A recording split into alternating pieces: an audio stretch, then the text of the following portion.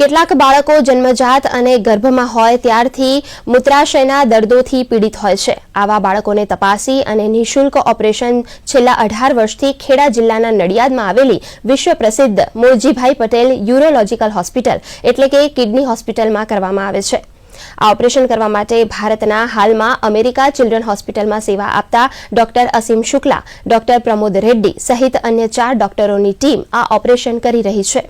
છેલ્લા 18 વર્ષમાં લગભગ 1000 કરતા વધારે બાળકોના મૂત્રાશયના ઓપરેશનો કરવામાં આવ્યા છે।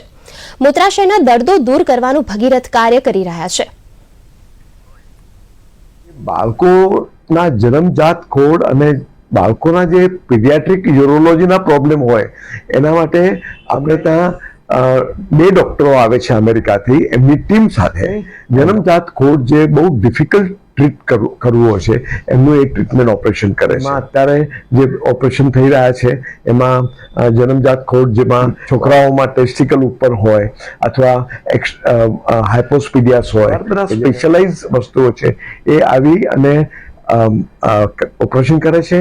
એ ઉપરાંત આપણે ત્યાં લગભગ 18 થી 20 છોકરાઓ છે એ છોકરાઓને ટ્રેન કરે છે, એ લોકોને સમજાવે છે। છેલ્લા 16 વર્ષથી અમે દર વર્ષે અહીંયા અમદાવાદ અને નડિયાદ 2 જુદા વર્કશોપ માટે આવી રહ્યા છીએ।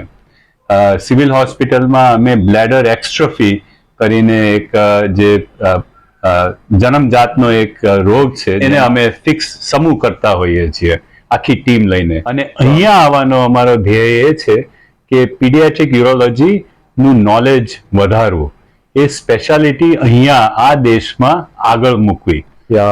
इंडिया में पीडियाट्रिक यूरोलॉजी ऐसा स्पेशलिटी नहीं था और बच्चों को अप्रोप्रिएट पीडियाट्रिक यूरोलॉजी केयर देने को हम पार्टनरशिप ले और 15 ईयर्स से हम यहाँ पे मोरजीभाई पटेल हॉस्पिटल आके ट्रेनिंग और टीचिंग कर रहे।